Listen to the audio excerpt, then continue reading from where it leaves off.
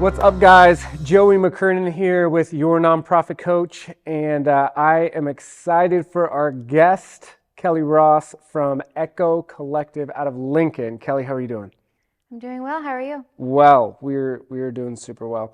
I love doing this because I love interviewing awesome leaders in nonprofit spaces. You guys are doing awesome work. Thank you. And guys, as you know, our passion is to help nonprofit leaders grow in so many different ways. And one of those ways is that we get to have these conversations. So I'm excited. How about you tell us a little bit about Echo Collective. Tell us how you got started. Tell us that journey. The perfect journey. Cliff Notes version. The Cliff Notes version, yes. Yeah. All the perfect, I'm sure it was perfect at all times. Yeah, there were no problems No at problems, all. no hills, no Yeah. challenges. Yes. So tell us a little bit about Echo Collective and what you guys do in the story. Sure. So Echo Collective, we're a nonprofit. We're in Lincoln, Nebraska. We work with refugee and immigrant women. Hereafter, I'll call them New Americans. Yeah. It's just a new way to talk about our neighbors that are from other countries that maybe don't hold the stigma and the stereotypes. So we work with New American women, and we focus on entrepreneurship and creative expression. Okay. And we were founded in 2020, year of our Lord. Yeah. And we actually got started in the fall of 2020, so well into hoarding lots of toilet paper. Yeah. Yeah. And it started because I had friends who were born outside the US. So New American friends who were asking me, how do I start a business and where do I go for resources? And could you help me start a business? And my background is in program development and actually teaching English as an additional language. Okay. And so I told myself, yeah, sure, we'll do this. So easy. Yeah, so Easy. I created a program and I thought, okay, it'll be 16 weeks. We'll meet 3 times a week. I'll bring in lots of different expert speakers to talk to things that I don't know anything about. Sure. My degree's in Spanish. And that's where we started. We had 6 women in fall of 2020. And I quickly realized that we needed an organization to support us, to make sure that we could actually pay for the things that we were doing. And so I looked around at all the other nonprofits in Lincoln, which there are quite a few. They're like 600 or something in Lincoln alone. And they do amazing work, but we didn't quite fit with any of them. And so I had a friend tell me, just start a nonprofit. And I thought, easy. Just start a nonprofit. Like people just do that, right? Yeah. But I did, and here we are. We've graduated 36 women from our one-of-a-kind entrepreneurship incubator. Yeah. We've had like 80 women go through our art programs, and it's pretty incredible. We've created a community of women who don't leave the collective. They stay at Echo Collective even after they've graduated, but then they start to reinvest back through mentoring and launching events and building into their community. So it's pretty cool. Why Echo? Where did The name word come echo. So, okay, I wasn't going to compliment my husband. But here we are. But here we are. It just always happens. So he's a word person. He's a numbers person. He likes putting things in order. He loves puzzles. And so when I was thinking of a name, I knew I wanted collective, but I couldn't figure out how do we describe what we're going to do. So I thought, well, let's do an acronym so I can take a lot of words with a lot of meaning and put it into one thing that's easy to say. Because we all know those nonprofits that have super long names. And even if you try to make it an acronym, it's just a mouthful. And I wanted to be something that people talk about. I wanted to be a buzzword, so I want to make it easy. So I gave him a bunch of words and he came up with ECHO, empowering communities through her opportunities. Okay. Yeah. I like that. I didn't know that. Yeah. I love that. When you started, so you started it, what are you surprised at when you look back? You're like, man, we did that, didn't we? Like, wow, that did work. I didn't know if that was going to work. Yeah. So basically from the day the idea came to me until 60 seconds ago, everything I'm astounded by that was done. Yeah. Because starting a nonprofit is just like starting a business, just with a different financial model. Right. So I'm the one that's doing all the marketing and all the accounting and bookkeeping, all the fundraising, all the PR, all the, I have a team of 6. So I had to learn how to do all of that. And that's... Are you tired just talking about it? I am. Just listening to all the hats we just named, it makes me tired listening to it. But yeah, it is just incredible. And a lot of people do it, and we just don't see it. Yep. Yeah, we see it in the entrepreneurship world, and that's expected. Right. But I don't think we acknowledge it in the nonprofit world. That's a good point. Yeah, it's like, what are some, well, let me ask you this. What are some misunderstandings when to start a nonprofit? Maybe in yourself, you thought this would be easier, or when people just say, oh yeah, go start one. Like, what are their misunderstandings going into starting one? Well, when my mentor told me, just start one, I first had a lot of self-doubt, which was great that I went through that period, because now working with New American Women, they also go through that. I feel like every entrepreneur goes through that. Yep. And so I can talk from lived experience and say, I thought, am I strong enough to do this? Am I qualified? Am I capable? Am I smart enough to do this? Right. So I had those big moments of doubt. That's what my first hurdle in starting. And then another thing, when I was telling someone that I was starting a nonprofit, they said, you know what I've heard? I've heard if you want to get wealthy, just start a nonprofit. They said that? Who said that? Yeah, one of my friends. That's an interesting. I've never heard that. I've never heard that either. Yeah. And so that was extremely intriguing to me, because it showed me this whole other side of how people view the nonprofit sector that I had never considered. And then thinking about how I was first introduced to nonprofits, service work, volunteering, and maybe they were introduced in a very different way. To maybe the dark side of nonprofits, which every industry has a dark side, right? We don't want to acknowledge it, but Star Wars is the truth, and we all have a dark side. No, it's true though. So maybe they were first introduced to nonprofits, to the dark side. But yes, I was wildly shocked. And still to this day, I think about it, because, man, I wish I could get rich, but there's a lot of barriers set up by the system that would prohibit that. That is so interesting that they would say that. Yeah. I agree. Like, the misunderstandings. I had a friend one time, they were like, so if you don't profit, how do you make money? They said that to me. I was like, well, that's not really how it works. I ask myself that every day. Yeah. That's not really how it works. Like, there's just so many misunderstandings. Like you said, when you start something, it's always harder than you think. Yeah. It's always so hard. Yeah. I mean, 10 times, I would make an argument 10 times harder than like you assume, we'll just get some funders. We'll just get a grant or two and things will be fine. Yeah. From a funding side, maybe what was shocking to you when you started? I was surprised to what detail you had to track funds.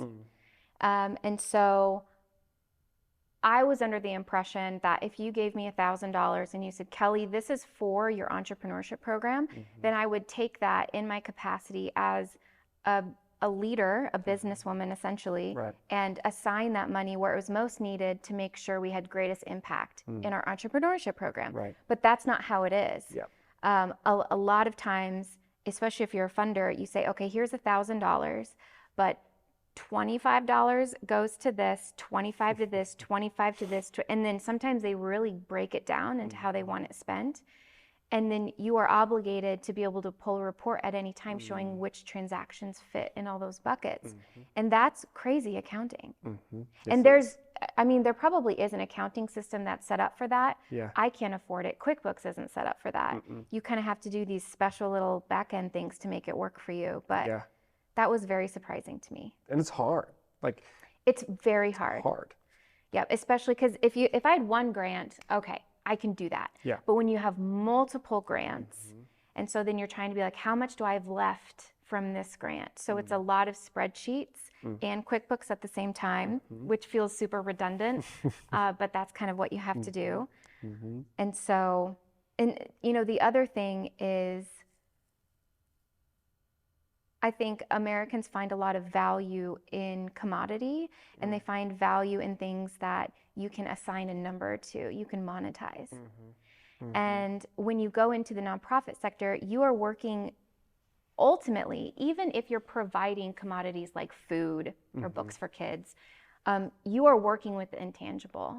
You're working with things that are truly priceless, because at the end of the day, what you're giving is a feeling of safety and belonging and empowerment and resiliency, and you can't monetize that. And so the trick is, people look at the nonprofit sector and they say, what value do you even bring? Because you can't put a dollar sign on it. And so in fundraising, that can also be challenging as well, because when we're looking for that return as a consumer, the return that you're getting is you're making the world a better place. But sometimes that doesn't feel as good as something you can experience with the five senses. It's so true. I mean, I think it's a misunderstanding in fundraising, to your point, where it's like we come at it with a very business mindset of like, what's the ROI? It's always what's the ROI? It's like, what am I going to get? I mean, I can give you relative outcomes, like what I think happened or what we saw happen, but it's never the full story either. It's not like, it's, to your point, you can't fully understand everything that your gift gives, but donors want to. They want to know everything. They do. And monetize everything and understand it all. 100%. And I do support transparency in nonprofits. Oh, absolutely. Because I do understand that, a nonprofit is a community organization. And so it should be supported by the community and feedback into the community. And so like on our website, you can go on and see our tax returns and our annual report and our audited financials. And that's important to me for people to know what am I doing with the money, but they also need to trust me that I know what. It's a big word. Trust, the T word, trust. Yes, I know how to do this. I'm an expert in this. Yeah, that's good. What would you say a misunderstanding in being an executive director? So like, let's say I want to start a nonprofit, or I just took an executive director job and I'm like, what did I just sign up for? Especially if you're coming from the for-profit sector. Yeah. I think separation of duties and your job description, you might want to frame that and put it up on the wall and look at it and laugh sometimes because even as an executive director, even if you have a staff of 40, you are still going to be on the entrepreneur grind. You're still going to find yourself doing things that feed into all aspects of your nonprofit. And you don't really see that a lot of times in the for-profit sector, where once you get so far removed, then you just do what's in your job description. But in a nonprofit, that's not how it works. It's so true. Yeah. I like PTSD. I haven't been a nonprofit for a couple of years, but I just feel it. I feel it. It's so true. And I don't even know why, and maybe you can answer that, but like, I was just meeting with a leader earlier this week and she was like, yep, I got to go clean toilets after our meeting. And we're talking, she runs the thing. She has, I think, 10 staff members, but she still has to play so many roles. Yeah. And I don't think people are ready for that when they step in and they're like, what did I sign up for? Well, that's the whole debate about overhead. So this idea that paying someone to come in and clean your office, that would be overhead because it doesn't directly provide the service that you do as a nonprofit. And so we all have to keep our overhead low because for some reason there's a myth that if you have high overhead, then you're less effective and impactful as a nonprofit.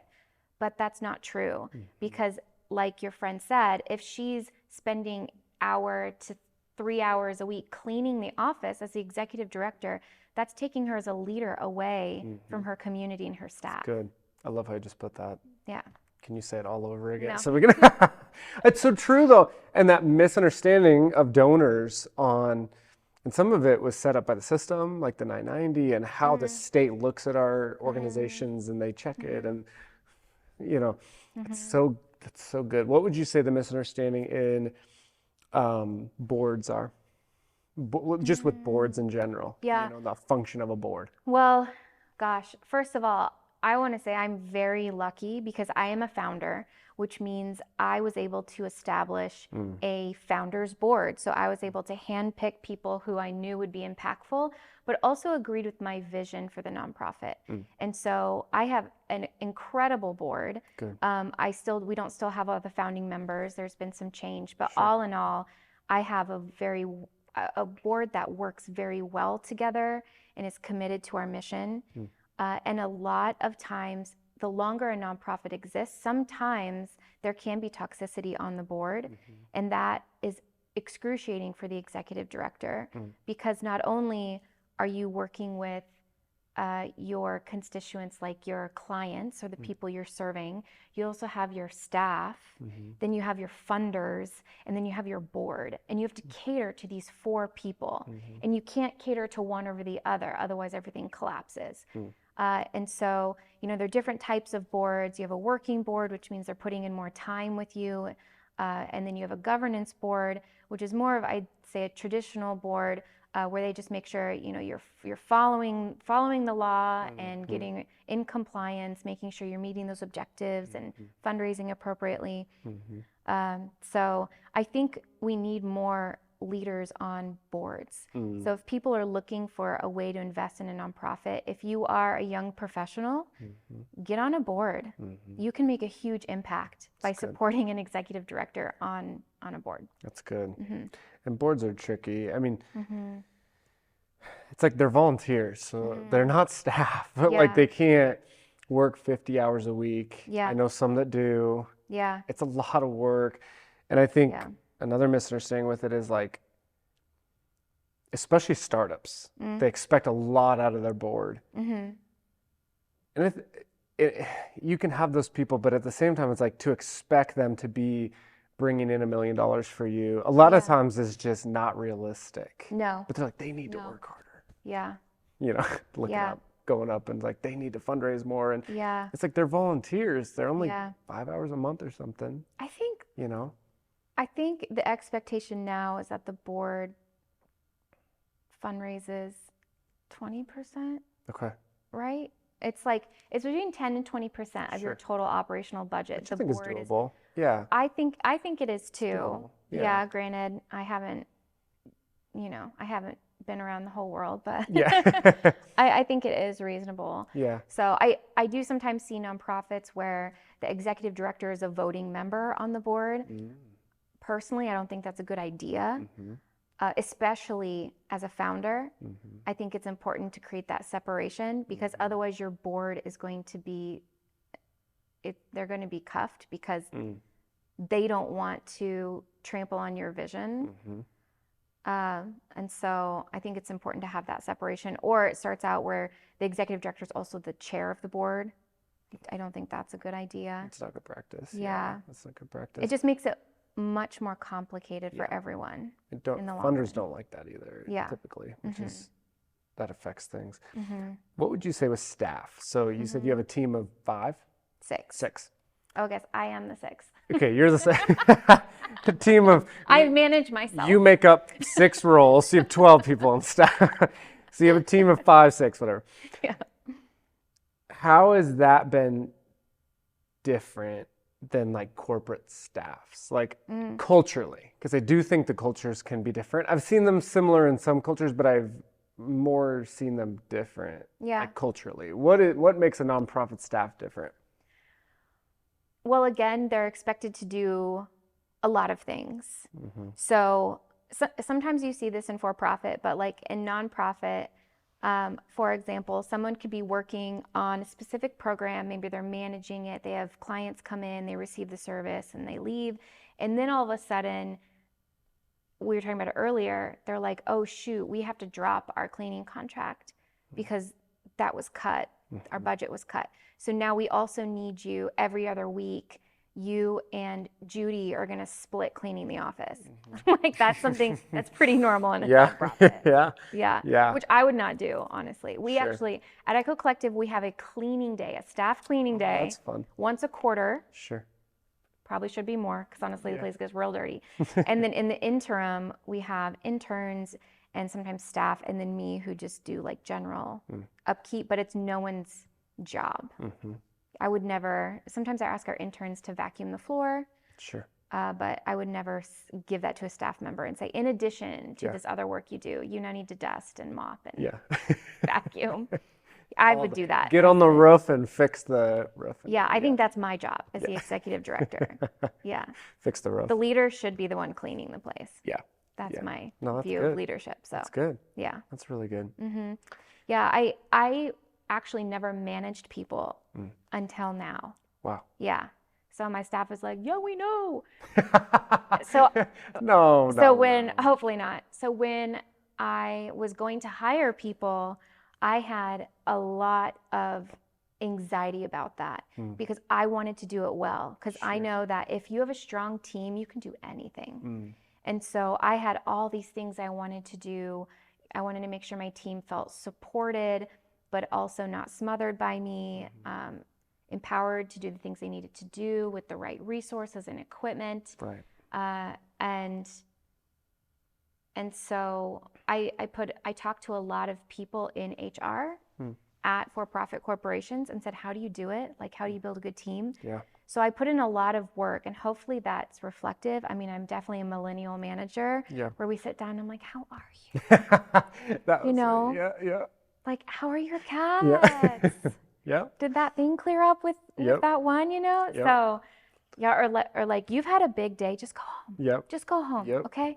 I got it. I'll finish up here. Yeah. So, definitely, TikTok stereotype. I am the millennial manager, but so far it hasn't. There's nothing wrong with that. I don't know. Wrong with that. Yeah.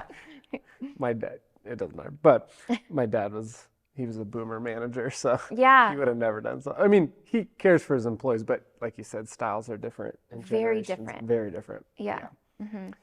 What keeps you, when it comes to Echo Collective, what keeps you up at night? That's a curveball question. Well. What can you say on camera? No, it's not that I'm thinking about what to say. I think I'm very fortunate that I'm not someone who stays up at night. If I am up, I'm working. Okay, so sometimes I am up really late working, but I'm not laying in bed feeling like my throat's constricting about some issue. But I would say the thing that stresses me out the most is funding. And I think every executive director can say that because it's so tenuous and we're young. We're almost 4 years old. So that means our stable funding, which comes from people, individuals, that's where stability comes from. That takes a while to build that up. You can't just snap your fingers and have solid funding there because it's all about relationships and people believing in what you do. And so you have grant funding, and grant funding just comes in and out and in and out and all sorts of amounts and all sorts of terms. And so it's incredibly complex to keep an organization healthy when you're relying too much on grant funding. And when you're young like we are, sometimes you have to do that. Yep. Yeah. What would you say is what's a big lesson you've been learning recently as a ED? Time management. Like I've gotten to the point where before I could say yes to almost any collaboration or podcast or accepting volunteers, and now I cannot. I'm glad we make the cut on that podcast. Well, I said yes before. No, I'm just kidding.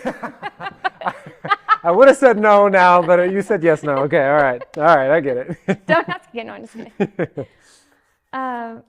So I've had to sit down and be like, okay, what am I trying to do? And does this directly meet my priorities? Like there are some collaborations where we'll go and do events with people and our entrepreneurs will come and set up tables. And those are great, but a lot of times they are not lucrative for our entrepreneurs. And honestly, they don't make us any money either. It's a good marketing opportunity and to get to know us, but we can't say yes to all of those anymore because it's wasting my entrepreneur's time and my time, and that's hard to say no to. Right. And so I've had to start doing that, like cutting things that before I would have been at. Yeah. It's so true. I mean, it's like when you first start, you're like, yes, and then it's free advertising. Yeah. You want to you want people to know you. Yeah. Yeah. Yeah. And connections. And, Mm-hmm. but then it becomes, is this returning? Yeah. And you start to look at, it's like, ooh, maybe we shouldn't do that. Or Yeah. maybe we need to spend more time here. And you start to see momentum Yeah. in different spots. And you are heavily grant funded. Mm-hmm. You shared that. Yeah. What, if someone is writing a grant right now or trying to get grant funded, because I know a lot of people that are, what would you tell them? What's your 3 secrets? Okay. I see all the joy on your face. Yeah. Yeah. I love grant writing. The first thing that I recommend is make time. You have to make time to create canned responses to the top 12 most common grant questions. You have to do that. Mm-hmm. Find people in your life. If you've had someone say, hey, if you ever need a writer, or we have those people at nonprofits, people approach us and say, if you ever need help, if you have someone in your life, this is where you use them. You sit down and you create 10 incredible answers that are generic enough that you can use them for multiple grant applications. I think that's really important. Smart. Yeah. And then second, once you do that, and if you are kind of staying in your lane and not having mission creep, then it is easier and easier to apply for grants, even though it still takes the same amount of time. It's just not as aggravating to do. Same with budgets. Try to keep those generic. Some foundations and funders will let you get away with just putting like payroll and then an amount. Right. And it's always good to ask that, because then it gives you flexibility. If you have a staff member leave, well, then can you take that money and give more hours to your volunteer coordinator, for example? So keeping it generic, having canned responses, those 2 things really help me a lot. And if you have to jump through a lot of hoops to write a grant write an application that fits the grant, just don't do it. Or if it's a really cool project, which I've done that before. I'm like, oh, this would be so cool, and then I'll do this and this and this. Right. But it's like an add-on to what you're doing. Yep. Caution. Yeah. Just go with caution, because that's time you don't have. Smart. That you're going to have to invest. You're going to have to flip stuff around. So. That's good. That's good. If you guys are writing grants, starting nonprofits, this is a great episode for you guys. Well, Kelly, thank you so much for being on the show. Yeah. You have been amazing. Thank you. Tell everybody where they can find you, website, email, social security. I'm just kidding. Information, where can they find you? So echocollectivene.org. That's our website. Okay. We are on Instagram and Facebook. We are really active on Instagram. So please find us on there, echo.collective.ne. And we also have a mailing list, so you can email us at hello@echocollectivene.org, and I'll get you on the mailing list. That's awesome. Thank you so much. Thank you. You were amazing. Guys, as you were listening to this, connect with Kelly. If you're in the Lincoln, Council Bluff, Omaha, kind of that Midwest area, maybe even Des Moines, connect with them. They're doing amazing work. We're going to be back here every single week with a new episode. Your nonprofit coach. If you're a nonprofit leader, we would love to connect with you. We have free events. Go to our website, go to her website, and we would love to help you guys lead. So we will see you again next time.